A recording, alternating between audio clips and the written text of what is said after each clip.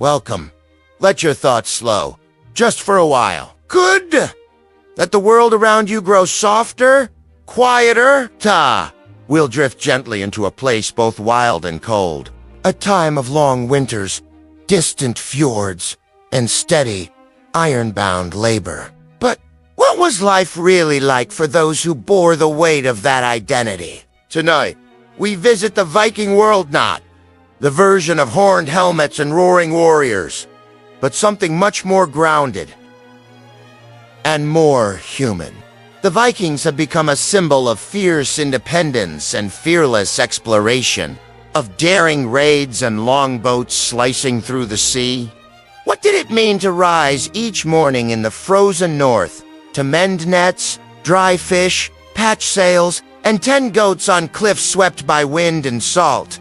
What burdens did a Viking leader carry not just in battle, but in law, ritual, and reputation?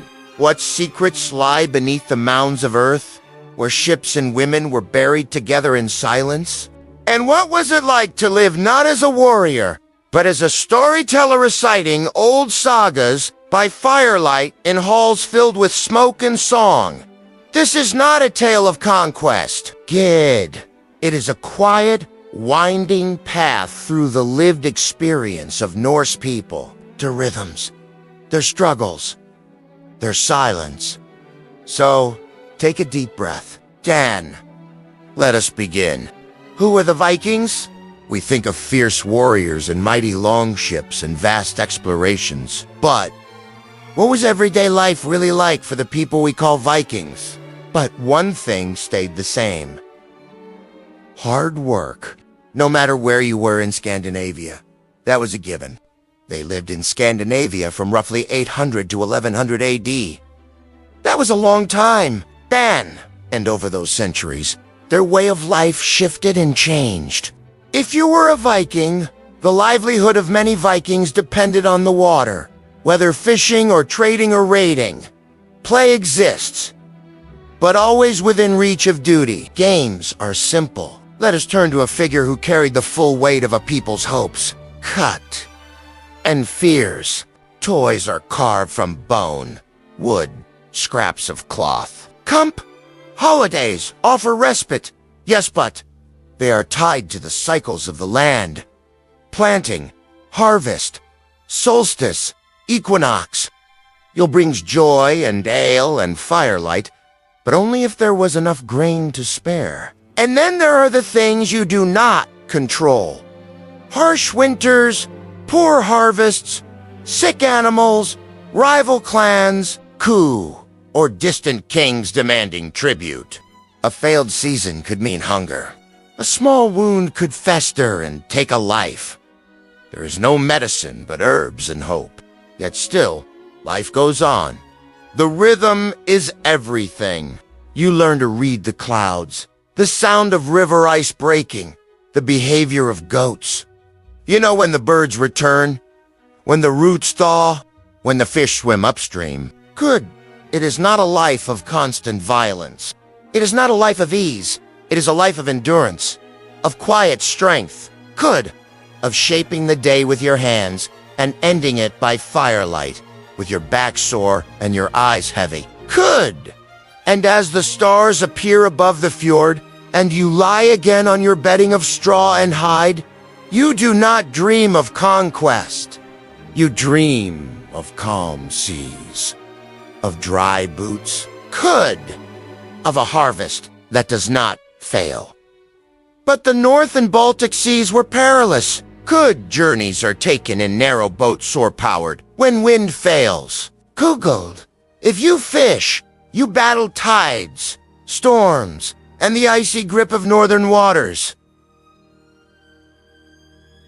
If you trade or raid, you may be gone for weeks, even months, and always, you wonder if you'll return. The romantic image of raiding masks the truth. It is long, brutal, and uncertain.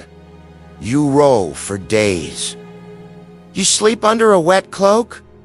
You eat cold barley gruel? You land in strange places and face unknown foes. There's little glory in the chill of your bones or the salt in your wounds. And when you return, hometh, you returned. There are debts to pay, families to feed, broken tools to mend. Your fame may grow, but so too does the expectation to give more, to fight again. Till lead. Constant, repetitive, physical. Whether you are a farmer, a fisherman, or a smith, your hands are always moving. If you are a woman, the work is no easier. You spin wool, weave cloth, brew ale, tan hides, tend gardens, and keep the household running with precision. Illness, injury, pregnancy, there is no pause. There is only necessity. Imagine yourself waking to the sound of wind scraping against timber. Cut. Outside, the sun is low and pale, barely rising above the icy ridge.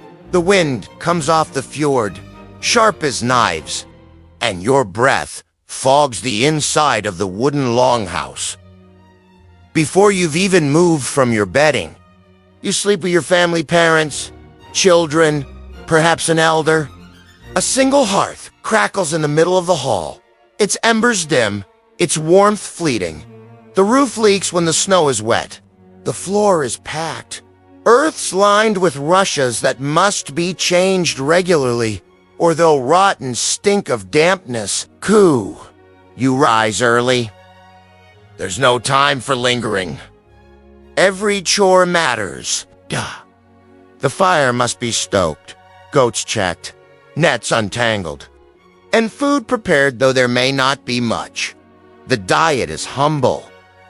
Barley bread, dried fish, fermented dairy, salted meat, if you're lucky.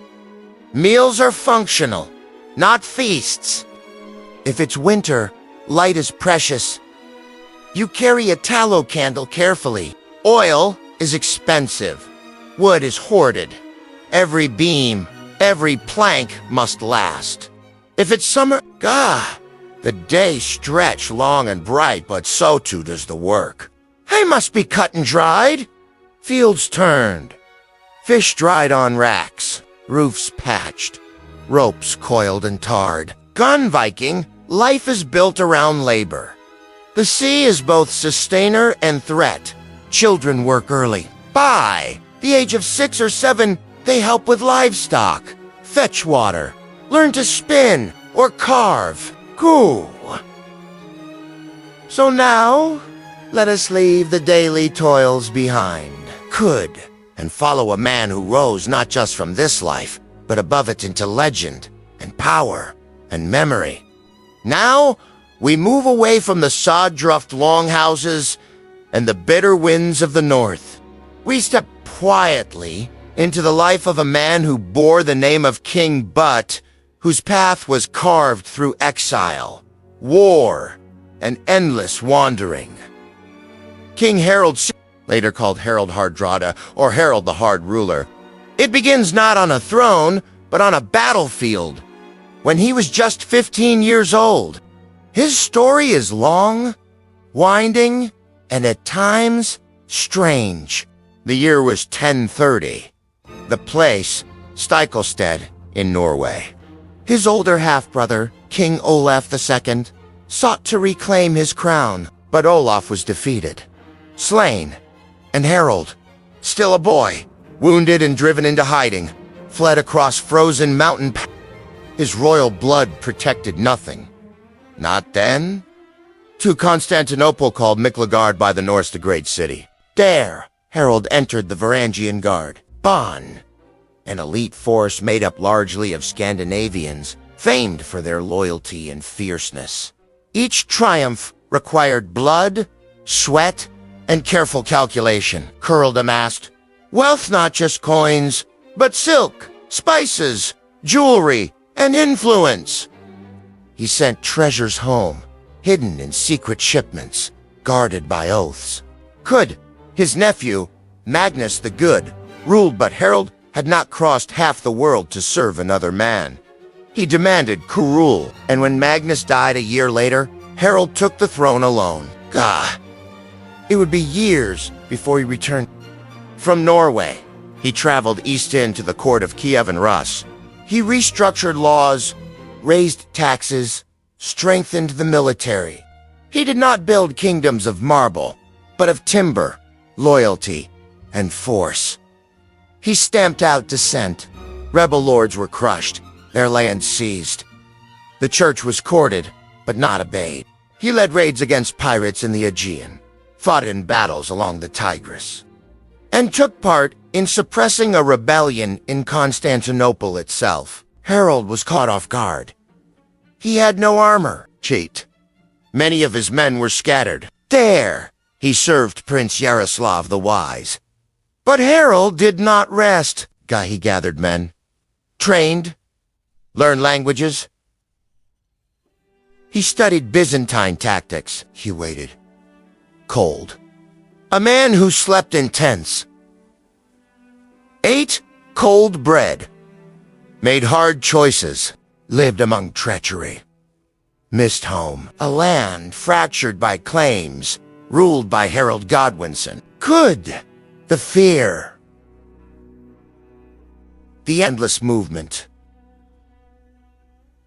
Always forward. Always more. Tall, broad, and grizzled by decades of war, Harold stood his ground, until he fell pierced by an arrow or a spear. Could accounts differ? What is certain is that he died in battle under the open sky. His forces landed in the north of England and won a sharp, brutal victory at the Battle of... Harold believed he had a right to that throne, through old agreements and broken promises. Or perhaps he simply wanted one more conquest. Then, to the south, he served under the emperors of Byzantium. He fought in Sicily, in North Africa, in the Holy Land. But this is not a tale of endless glory. Each campaign was grueling. Each alliance brittle. He learned politics in a land of eunuchs, priests, and palace intrigue. He learned that being strong was not enough. One had to be careful, cautious. Eventually, he left the empire. Not quite willingly. Some say he fled after a disagreement with the empress. Others whisper darker tales. Either way, he returned north with ambition and gold. In 1046, he returned to Norway, but peace eluded him still, as King Harold was firm. Efficient. Some would say ruthless. Cootie wrote no laws himself, but made others obey them. And he never stopped reaching. In his later years, he cast his gaze westward toward England. In 1066, he set sail with thousands. His ships crossed the North Sea. But then came Stamford Bridge, gone. On a late September day, the English king marched north with his army fast, unexpected. Still, he fought. Harold Hardrada had lived a life that spanned kingdoms and continents. A warrior, a courtier, a king, but also a man. His burden was not only the sword, but the expectation. So now, let us leave the battlefield behind and go instead to a place far quieter. A place beneath the soil, where stories wait in silence. In Scandinavia, on the edge of the North Sea, people once sailed. Great ships across the waves. They traded and raided. They explored and settled. And when they died, some were buried in ships. Sailing off to meet Odin, there are birds overhead, black against the gray northern sky. But imagine it fresh, the day it was sealed, the curve of a bow, the hint of a shield boss. But their lives echo in the things they left behind, in the curvature of a brooch, in the natures of a loom weight, in the way their ships were laid to, rest pointed toward the afterlife, or simply toward the sea. Not all ship burials were for the elite. Some were symbolic, a boat burned at sea or buried in miniature. others were more elaboratorial vessels, real animals, real sacrifice. It is easy to imagine these as grand gestures, as displays of wealth. But they were also acts of memory, of community, of belief. Because when someone dies, what is left? Their tools, their clothes, their stories, their place in the hearts of those who remain. The trace of a wooden sled. They map everything. Photograph, record, and wonder. Some graves are modest. Others are astonishing. The Oseberg ship, discovered in 1904, buried in a mound near It held 2 women, one younger long, with tapestries, carved sledges, chests, tools, and food. No weapons, no armor, just power, remembered differently. Or the Ghosted ship, another burial mound, containing a man strong, in his 40s buried with dogs, horses, birds, and a ship long enough to hold 32 oars. The hull rests in a deep trench, cradled in clay. The keel is long, 30, 40 feet or more, carved by hand. And so now we turn from this solemn place not to return to war, nor hardship, nor frost, but to something quieter still. To the smoky halls of Iceland, where stories lived long after warriors faded. Power came not from swords, but from memory, from words, from law. Welcome to the next episode of Vikings. Ribs of oak, planks smoothed with care. It once touched water, perhaps? Or perhaps it was built only for this. A vessel not of travel, but of passage. In the center lies the body, wrapped in fine wool or linen, ringed by possessions. Weapons? Yes, but also beads, pottery, a comb, a set of keys, a cloak pin, perhaps a small chest with coins, perhaps a horse, or even 2, laid beside, food for the journey, tools, symbols of life, tokens for what came next. The ship is then covered, slowly, earth and stone, layer upon layer, until nothing remains but the swell of a grassy mound. And over time, centuries pass, rain falls, trees grow nearby. The timber rots, but not all of it. The iron rusts, but not entirely. And beneath the earth, something holds. It is not the warrior's tale that survives, but the shape of it. And under your feet, the ground is damp, still heavy with a secret. You are in Norway, or perhaps Sweden, or Denmark, but the place doesn't matter as much as what lies beneath it. Because here, long ago, someone carved into the earth. Someone placed a ship not in the sea, but in the soil. This is a Viking ship burial, a resting place, not for a common soul, but for someone revered. Someone of wealth, or fame, or memory. A chieftain, a warrior.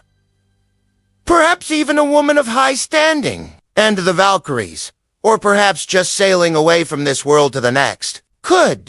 Now, we walk through fields in silence. The wind is low, brushing softly through tall grass. The ship itself is buried in a mound, its outline faint, now seen only from above, or traced by archaeologists. Now, archaeologists walk the site slowly, gently brushing back soil. A nail here, a rivet there. A shape begins to emerge. These are not only graves, they are stories in wood and soil. We do not know all their names. Their faces are lost, Their voices are gone. The ship beneath the earth is not just a grave. It is a message. A quiet message. They mattered. We remember? We have followed the Vikings to Iceland. And here, in this land of stark beauty and staggering silence, they carved out a life unlike any other. But their story is not over, okay? Because this is not the Iceland of today, nor even the Iceland of 1,000 years ago. Because beyond the Pale of Thingvellir, a darker force stirred. A force that will soon shatter the fragile peace. And you, my friends, will be there to see it happen. Kuga! Because we travel not just through time, but also space. To tell this tale, we must move beyond the familiar streets of our own age and wander into the heart of the North Atlantic. So, join us, won't you, for an extraordinary journey to the edge of the known world. We are here in the year 874, and the saga of Iceland has only just begun. Now, you might know them for their incredible selection of fascinating documentaries, but they're also the exclusive home of some unique series. Clue, one that takes you inside the very creation of shows like Vikings, The Last Kingdom, and many more. With behind-the-scenes, clips, in-depth interviews, and fascinating extras. You'll discover what it takes to bring history to the screen. Plus, with a vast library of shows and documentaries from history, you'll find something for everyone to enjoy. So why wait? Click the link below to start exploring the world today. Now, we cross the sea once more. But not to raid, not to conquer, not even to trade. We journey west to a land of lava fields and quiet valleys, of moss-covered stones, and fjords wrapped in fog. A place where volcanoes sleep beneath snow, and rivers carve slow paths through black rock. We are in Iceland. Here, the world feels young. Bunt! The people descendants of Norse settlers brought with them something ancient. Their stories, their gods, and their laws. In this land of scattered farms and long winters, there was no king, no fortress, no central city. Instead, there was the Alth, one of the oldest parliamentary assemblies in the world, first convened around the year 930 CE. Once a year, in midsummer, free men gathered at a wide, open plain split by a great rift in the earth. They came by horse, by foot, by river path. Go! Families traveled together. Tents were pitched. Goods were traded. Marriages arranged. News shared. And at the heart of it all stood one man, the law speaker. He did not write the laws. He carried them in his mind. You see, there was no written legal code. Instead, every law, every decision, every custom was memorized, passed down, rehearsed, and recited. The law speaker stood upon the law rock, a raised ledge of basalt, and each summer, he would recite 1/3 of all known law so that in 3 years, the entire corpus had been spoken aloud. His voice carried over the crowd. Steady, unrushed, clear. Imagine him there, cloaked in wool, staff in hand, wind tugging at his sleeves. Before him, chieftains and farmers, poets and blacksmiths. Behind him, the cliffs and the rift. Above, the endless northern sky. He was not just a speaker of law. He was a preserver of memory. He resolved disputes, guided debates, reminded the people of agreements made long ago. He did not punish, but he made punishment possible by shaping consensus. His words held peace together. Gained around him, the assembly functioned. Disagreements were aired before the courts. Witnesses stepped forward. Oaths were sworn. Fines levied. Blood feuds settled or reignited. But amid it all, something remarkable. No central ruler, no military enforcement. Cut! Iceland was governed by its laws, its customs, its memory. It was not utopia. Violence existed, of course, but it was a system built on the rhythm of speech and trust. This rhythm echoed in the sagas, the great Icelandic stories told and retold around hearths for generations. They were not fairy tales, they were histories in poetic form. They told of vengeance and family, of honor and exile, of ghosts and dreams. They remembered the harsh winters, the long sea crossings, the stubborn strength of a farmer defending his land. Could these stories, like the laws, were spoken aloud, not read? To live in this world was to listen. The peace of the law speaker was not one of silence, but of shared voice. His presence reminded people not just of the law, but of their place within it.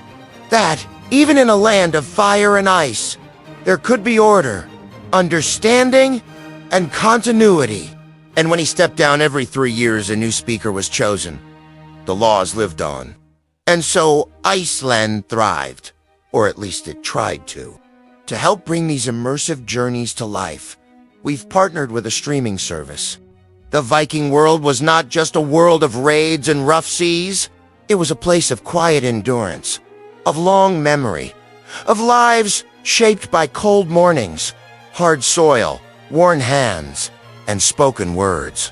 We've walked among the common folk, their backs bent with labor. Could, among kings, burdened by ambition, among graves beneath the earth, and among poets and law speakers who held history not in books, but in breath. The patience of a people who knew the value of rhythm, of repetition, of listening. Could, and perhaps, in the soft hush of this moment, you feel the weight of that silence. Coon, now you may let the cold winds drift away. Let your breath slow. The ships are still. The longhouse is warm. The voice of the law speaker grows quiet, and sleep may follow. Good night.